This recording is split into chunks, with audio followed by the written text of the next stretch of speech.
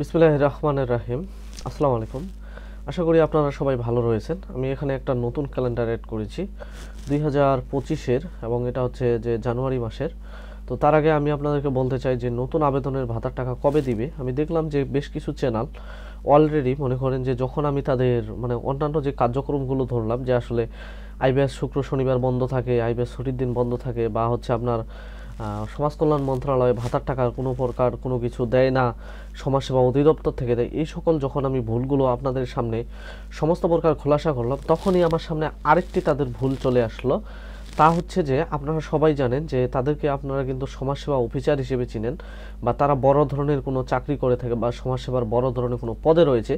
এটা আপনাদের একটা ধারণা যে আসলে তারা যে তথ্যগুলো দেয় হয়তো বা সমস্তগুলোই 100% সত্য দেয়। তো তারই পরিপ্রেক্ষিতে আমি যেটা দেখলাম যে নতুন আবেদনের ভাতার টাকা কবে দিবে, এই বিষয়টা নিয়ে এতটাই একটা মিথ্যাচার শুরু হয়েছে ইউটিউবের মধ্যে, যে আমি আপনাদেরকে কি বলবো আসলে।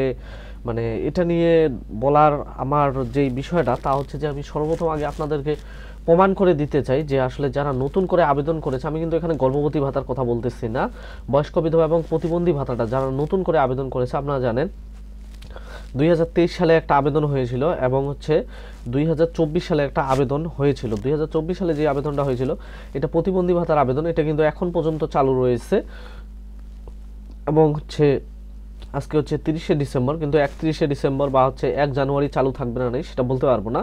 তবে আজকে পর্যন্ত আমি সার্ভার চেক করেছি যে এখন পর্যন্ত কিন্তু চালু রয়েছে। তো যেহেতু এটা চালু রয়েছে, 2024 সালে প্রতিবন্ধী ভাতার নতুন করে যারা আবেদন করেছে তাদের ভাতা পাওয়ার কোনোই সম্ভাবনা নাই, এবং যারা হচ্ছে 2023 সালে বয়স্ক বিধবা প্রতিবন্ধী ভাতা আবেদন করেছে তাদের পাওয়ার সম্ভাবনা কতটুকু আমি আপনাদেরকে বলতে চাই। যে বাংলাদেশ প্রতি বছর জুন মাসে জাতীয় বাজেট প্রণয়ন করা হয়, এবং হচ্ছে অনুমোদনের পর তা পরবর্তী অর্থ বছরের জন্য কার্যকর হয়। দেশের অর্থমন্ত্রী জাতীয় সংসদে অর্থ বিল পেশ করেন। বাংলাদেশের বাজেট প্রণয়ন করা হয় 12 মাসের জন্য, যা চলতি বছরের 1 জুলাই থেকে পরবর্তী বছর অর্থাৎ 30শে জুন পর্যন্ত কার্যকর থাকে। এটা দেখানোর এই জন্যই মূল কারণ যে আসলে আপনাদেরকে বলি আমি যে আপনাদের হচ্ছে মোট 4টি কিস্তি কিন্তু বয়স্ক বিধবা এবং প্রতিবন্ধী ভাতার টাকাগুলো শেষ করা হয় প্রতি অর্থ বছরে। তো যখন অর্থ বছরটা শুরু হয় অর্থাৎ 1 জুলাই আসার আগেই কিন্তু হচ্ছে আপনাদের বয়স্ক বিধবা প্রতিবন্ধী ভাতা মোট 4টি কিস্তিতে সর্বমোট কত টাকা দিবে, আপনারা আবারও বুঝেন যে মোট 4টি কিস্তিতে সর্বমোট কত টাকা দিবে, ঠিক আছে, এবং কতজন নতুন করে ভাতাভোগী নেবে, এগুলো নিয়ে কিন্তু তারা হচ্ছে ফাইনালি একটা প্যারোল তৈরি করে। আর সেই প্যারোলটা তৈরি হয় হচ্ছে আপনাদের জুলাই, আগস্ট এবং হচ্ছে সেপ্টেম্বর মাসের শেষের দিকে এসে, ঠিক আছে। তো এবার যেহেতু সরকার চলে গেছিল, যার কারণে প্যারোলটি তৈরি হয়েছিল অক্টোবর মাসে কিছুদিন বিলম্ব করে। তো যেহেতু প্রথম কিস্তি দেওয়া হয়ে গেছে, তার মানে যারা আপনারা নতুন করে ভাতায় আপনাদের নাম আসার কথা, তারা কিন্তু অলরেডি কিন্তু অক্টোবর বা নভেম্বর মাসে যারা ভাতার টাকা পেয়েছেন তাদের সাথে কিন্তু ফাইনালি আপনারা পেয়ে গেছেন, ঠিক আছে। এরপরে আপনাদের যারা নতুন করে আবেদন করেছেন তাদের ভাতার টাকা পাওয়ার সম্ভাবনা কতটুকু, তারা অন্যান্য ইউটিউবার যেটা বলেছে সেটা হচ্ছে যে আপনারা পেতেও পারেন, না পেতেও পারেন। আবার তারা বলতেছে যে কিছু কিছু উপজেলা, ঠিক আছে, আমি এখানে কিছু কিছু সমস্ত কিছুই বাদ দিলাম, ঠিক আছে। আমি আপনাদেরকে বলি যে আসলে এই বাজেটটা আসার পরে যেটা ঘটে, ঠিক আছে, যে আপনাদের যতজন নেওয়ার কথা প্রত্যেকটি উপজেলা থেকে, আমি যতটুকু জানি এবার বাংলাদেশে কম বেশি প্রায় প্রত্যেকটি ওয়ার্ড থেকে সর্বনিম্ন 3 জন এবং সর্বোচ্চ হচ্ছে 5 জন করে ভাতাভোগী নেওয়া হয়েছে। সেটা হতে পারে হচ্ছে আপনাদের বয়স্ক ভাতা, বিধবা ভাতা, আর সবচেয়ে বেশি যেটা নেওয়া হয়েছে তা হচ্ছে প্রতিবন্ধী ভাতা। প্রতিবন্ধী ভাতাটা কিন্তু বিশেষ করে গণহারে নেওয়া হয়েছিল।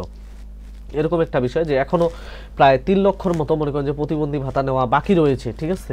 তো আমি বয়স্ক বিধবা এবং প্রতিবন্ধী ভাতাটা সম্পর্কে আপনাদেরকে বললাম যে আসলে যেগুলো নতুন করে পাওয়ার কথা সেগুলো কিন্তু অলরেডি পেয়েও গেছে। এরপরে পাওয়ার সম্ভাবনা কতটুকু, হ্যাঁ এরপরে পাওয়ার সম্ভাবনা রয়েছে ততটুকুই যদি একজন ওয়ার্ডে দেখা যায় যে হচ্ছে আপনাদের যে আগের যে ভাতাভোগী রয়েছে বয়স্ক ভাতাভোগী, দেখা যাচ্ছে যে 5 জন হয়তো বা 2 জন মনে করেন যে পরলোক গমন করেছে, এখন তাদের যেই ফিল্ডটি রয়েছে, তাদের জন্য যে বাজেটটি রয়েছে, বাজেটের টাকা কিন্তু জুলাই মাসে অলরেডি সমাজ কল্যাণের যে অ্যাকাউন্ট রয়েছে সেই অ্যাকাউন্টে ট্রান্সফার দেওয়া হয়। এটি থাকে সিনিয়র যে সচিব রয়েছে, সচিবের হাতে সমস্ত পাওয়ারগুলো থাকে। সচিব কিন্তু পরবর্তীতে 4টি পর্যায়ে টাকাগুলোকে আপনাদের যেই হচ্ছে বিসিসি, অর্থাৎ মনে করেন যে হচ্ছে বিসিসি বা হচ্ছে সেগুনবাগিচায় যে সমাজ কল্যাণের যে অ্যাকাউন্ট অফিস রয়েছে সেখানে কিন্তু 4টি পর্যায়ে ট্রান্সফার করে থাকে। তো যেহেতু মনে করেন যে সেই ভাতাভোগী মারা গিয়েছে, সেই ভাতাভোগীর যে ফিল্ডটি রয়েছে সেই ফিল্ডটির মধ্যে নতুন আরেকজন ভাতাভোগীকে অ্যাড করা হয়, ঠিক আছে? তো এরকম যদি কোনো ওয়ার্ডে মারা গিয়ে থাকে, এটা আপনাদের জন্য আশীর্বাদ স্বরূপ যে আসলে একজন মারা গেল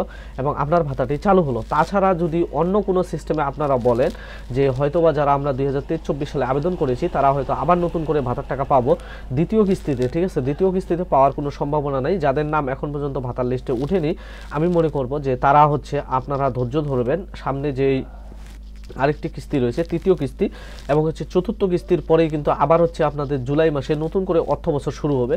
তো এই জুলাই মাসে কিন্তু আপনাদের নামগুলো হয়তো এবার ফাইনালি সবার লিস্টে চলে যাবে। তো ভিউয়ার্স, আমার ভিডিওটি যদি ভালো লাগে অবশ্যই পাশে থাকা যে সাবস্ক্রাইব বাটনটি রয়েছে চেপে সাবস্ক্রাইব করবেন এবং বেল আইকনটি বাজিয়ে রাখবেন।